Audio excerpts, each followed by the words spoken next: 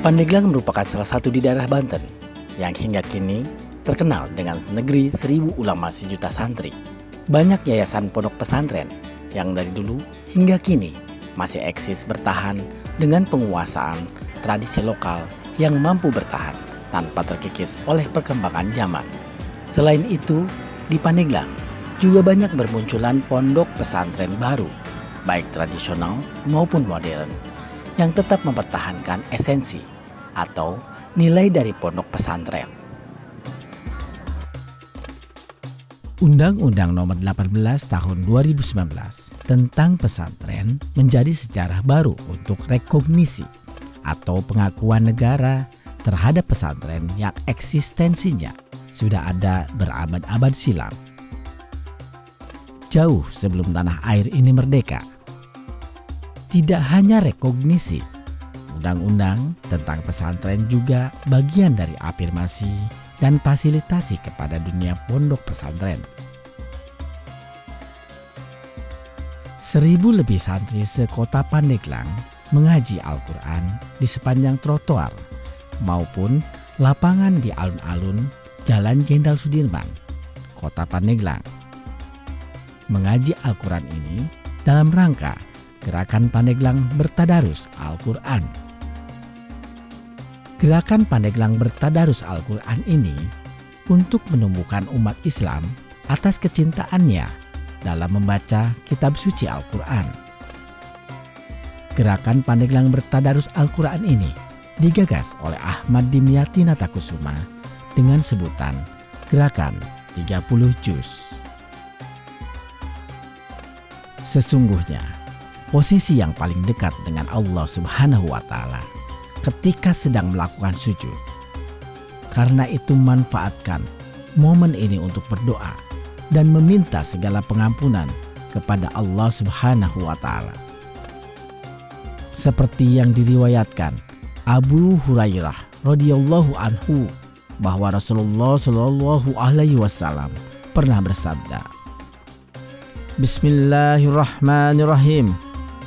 Allahumma laka sajad wa bika amantu wa alaka aslamtu khasya laka sami' wa basori wa muhqi wa adami wa asobi. Artinya, ya Allah, kepadamu aku sujud, hanya kepadamu aku beriman, dan hanya kepadamu aku berserah diri. Hanya kepadamulah pendengaranku, penglihatanku, otakku, tulangku, dan syarafku tunduk. Hadis riwayat Imam Muslim, Abu Daud, An-Nash, Tirmizi, dan Ahmad. Membaca Al-Quran berarti mengingat-ingat akan kebesaran Allah Subhanahu wa Ta'ala. Dan saya teringat di saat saya menjadi kepala daerah, saya membuat sebuah kebijakan, yaitu diantaranya pemisahan kelas antara laki-laki dan wanita. Dipisahkan karena apa? Supaya tidak bersentuhan, tidak tergoda, fokus belajar, dan betul-betul mendidik supaya laki-laki memang harus jantan, wanita harus memang feminim. Jangan terbalik, laki-laki menjadi feminim atau wanita menjadi jantan. Maka dilakukanlah pemisahan kelas itu tiada lain adalah supaya dengan kaumnya, supaya dengan kebiasaannya. Dan mengajarnya pun guru lebih mudah lagi mengajarkan kepada wanita berbeda dengan mengajarkan kepada laki-laki. Nah, ini suatu cara atau budaya yang dilakukan oleh metode dalam pengajaran. Terus juga saya teringat saya membuat sebuah kebijakan anak-anak sekolah SD mau masuk SMP itu harus hafal juz amma. Ya, dari surat An-Nas sampai surat An-Naba, amma yatasaalun. Dan juga yang untuk SMP mau masuk SMA, dia harus bisa membaca Al-Quran dengan baik dan benar. Nah, kalau SMA ke sana itu kebijakan dari pemerintah pusat dan pemerintah provinsi. Tapi kalau sekarang kan SMA, SMK itu oleh pemerintah provinsi. Nah, kebijakan-kebijakan inilah diambil tiada lain supaya apa? Pandeglang ini yang daerah religius itu betul-betul jangan hanya citra namanya saja, hanya pencitraan saja, tapi memang semua elemen masyarakatnya betul-betul paham dan bisa membaca Al-Quran dengan baik, fasih dan benar. Jadi itu yang harapan kami, dan mudah-mudahan dengan pengajian seperti ini terus membuat spirit, mengajak, menyampaikan kepada masyarakat untuk betul-betul terus tiada hari, tiada waktu manfaatkan untuk baca Al-Quran, untuk khatam Quran. Kalau bisa khatam di bulan Ramadan ini bisa khatam, syukur-syukur bisa khatam berkali-kali. Ya, kenapa? Karena Al-Quran inilah yang akan menyelamatkan nanti di akhirat nanti. Ya, mudah-mudahan anak-anak kita menjadi anak-anak yang soleh dan solehah. Juga masyarakat Pandeglang menjadi masyarakat yang madani, masyarakat yang selamat dunia maupun akhirat, dan menjadi husnul khotimah. Wassalamualaikum warahmatullahi wabarakatuh. Hari ini kami mengunjungi Pondok Pesantren Sohibul Barokah yang terletak di kaki Gunung Karang di daerah Kabupaten Pandeglang. Di sini kami bisa melihat banyak ternyata generasi milenial yang juga bisa mengaji dan bahkan hafal sampai 30 juz Al-Quran.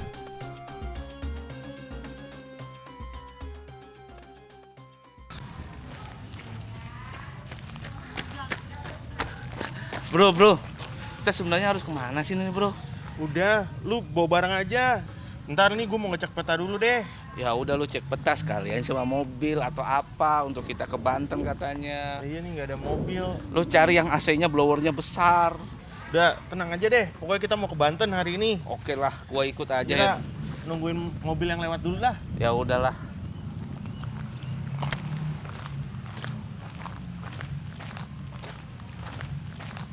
Alhamdulillah, adem juga. Duduk dulu dah.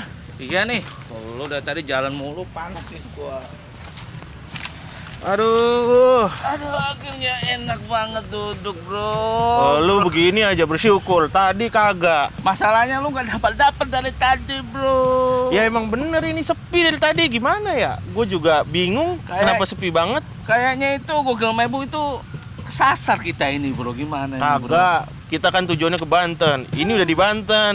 Udah kita tunggu deh. Bentar lagi nih. Mobil paling juga lewat.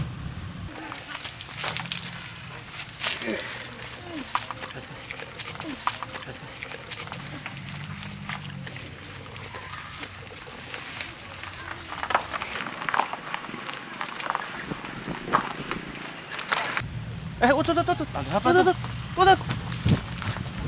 Kang, kenapa Kang? Ini nih mogok nih. Ya ampun. Aduh, gimana nih? Aduh, sampai Kang, capek berhenti banget dulu nih. Kang. Waduh, Waduh. berasap Kang. Parah nih Kang. Aduh, nggak Astaga. tahu nih kenapa nih. Aduh. Apa nih? Aduh, sampai Kang. begini nih. Udah, Ya, siap, keluar dulu siap. aja Kang. Ya, siap dulu. Bahaya nih Kang. Iya Kang, turun dulu Kang.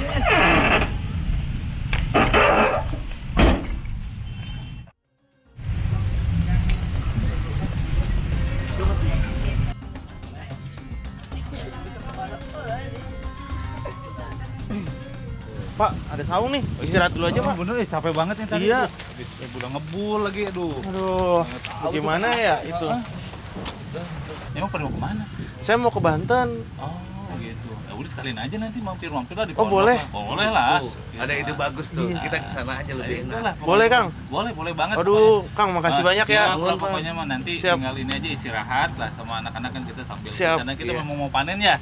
Nah, Wah, asik. Wah, asik mantap, tuh. mantap. Ada makanya kita bawa mobil bak gitu. Iya, Ya, iya. kita Oke deh. sekalian kabar ngangkut. bahagia ini.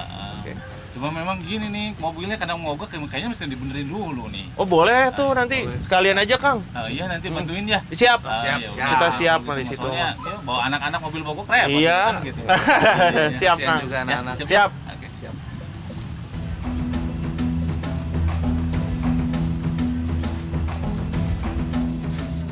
Yang ini nih yang rusak nih. Wah parah tuh, kayaknya lama nih. Suruh mesin nih kayaknya nih. Ini mah koilnya doang nih yang kebakar.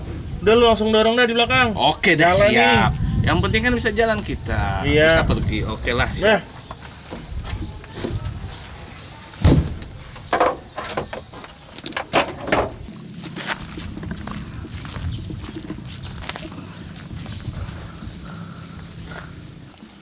Nah, dah dorong yang benar.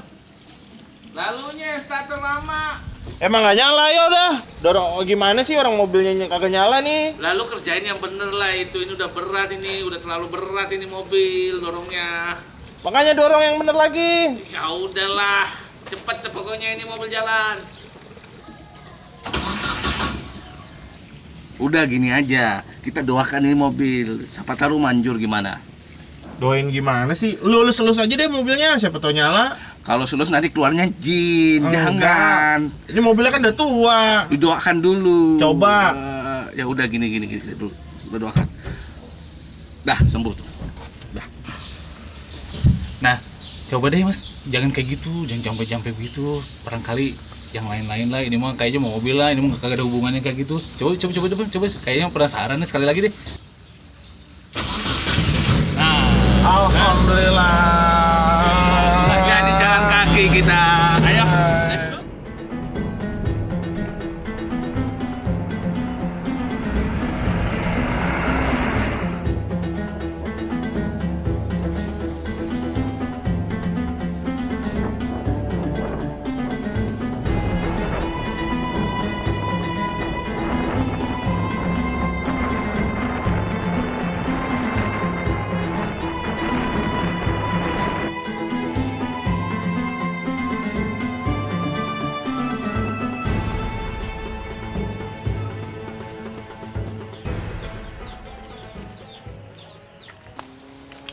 Lu kenapa pakai sarung begitu sih?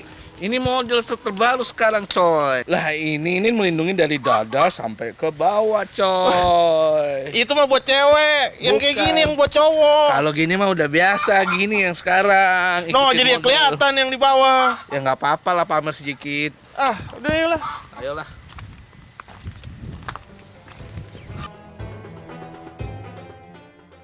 sebenarnya alhamdulillah di sini bukan saya ngajarinnya nggak tertutup gitu ya bagi siapapun atau agama apapun yang datang ke sini ya kita mesti terbuka karena saya lebih mengedepankan toleransi ya negara kita kan negara beragam agama ya mau nggak mau ya kita harus bisa toleran dengan kondisi keberagaman kita ya kemudian juga bisa jadi nanti anak-anak keluar misal ke luar daerah atau misal ke luar provinsi dan segala macam menemukan hal yang sama kan mereka sudah terbiasa dengan toleransi begitu. Gitu. Udah pada makan belum? Belum. Oh, belum. Ini boleh dicoba nggak ini? Boleh aja dari rumah. Jangan. Lagi puasa. Maaf ya Kang ya. Iya. Kalau mau makan nggak apa-apa makan aja karena memang kita juga kan sudah paham betul bahwa di ajaran agama kita itu ada istilahnya lakum dinukum waliyadin. Jadi ya buat agama kita ya buat kita, buat agama non muslim ya buat muslim gitu ya. Jadi nggak harus maksain gitu ya. Kang, makasih banyak Siap. ya. Kang. Sama-sama.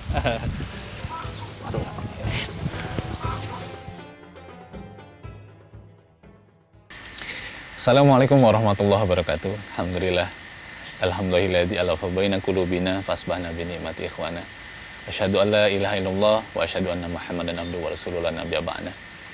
Puji syukur kehadirat Allah Subhanahu wa taala karena pada kesempatan yang berbahagia ini tidak lupa kita sama-sama atau senantiasa bersyukur pada Allah karena banyak nikmat yang Allah berikan kepada kita. Wabil khusus adalah kita bisa melaksanakan aktivitas tanpa ada halangan satu apapun. Kemudian tidak lupa juga semoga sholawat serta salam senantiasa teriring tersampaikan pada junjungan kita Nabi besar Muhammad Sallallahu Alaihi Wasallam, pada keluarga, sahabat dan umatnya sampai zaman. Nah, kembali bahwa kita ingin bagaimana lembaga kecil ini bisa menjadi spirit buat semuanya. Dan yang wabil khusus lah saya ingin menyampaikan kepada wakil rakyat kita nih yang ada di Senayan. Ini benar-benar punya peran yang menggigit gitu ya. Bukan berarti hari ini tidak menggigit ya, tapi benar-benar punya peran yang bisa dimanfaatkan, bisa dirasakan kemanfaatannya oleh masyarakat. Contoh misalkan fungsi fungsi wakil rakyat kita itu ada 3 lah kurang lebih. Ada fungsi anggaran, ada fungsi legislasi, ada fungsi pengawasan. Nah kan 3 fungsi ini bisa kita optimalkan lah salah satunya. Ya ambil saja misal fungsi legislasi lah. Kenapa saya mengambil legislasi dulu gitu? Nah, karena kebetulan memang kami sebagai penerima manfaat di sini akan sangat bersyukur manakala misal pemerintah bisa ataupun wakil rakyat ini melahirkan payung hukum ataupun produk legislasi yang bermanfaat bagi kami. Contoh misal, kan kita bisa lihat ada namanya Undang-Undang Pondok Pesantren. Ini kan luar biasa. Kenapa? Karena kami tidak ingin, saya katakan bahwa banyak pondok pesantren yang hari ini misal dianggap fiktif gitu loh. Nah karenanya kita berharap bahwa di kesempatan yang berbahagia ini semoga harapan besar kami ke depan ini ada sebuah PR besar yang menjadi perhatian kita, yang menjadi sesuatu pemikiran-pemikiran brilian kita yang terlahir nantinya, kemudian nanti kita akan rasakan bersama manfaatnya. Nah, ingat sekali lagi di penutup ini yang ingin saya sampaikan bahwa sumpah kita di hadapan Allah Subhanahu wa taala. Al-Qur'an banyak mengatakan tentang bagaimana menjadi seorang pemimpin itu harus amanah, harus jujur, harus benar-benar bertanggung jawab, adil dan sebagainya. Karena kita nggak bisa lalai dari sumpah kita. Karena sumpah kita itu akan dipertanggungjawabkan di hadapan Allah Subhanahu wa taala. Billahi taufiq wal hidayah. Assalamualaikum warahmatullahi wabarakatuh.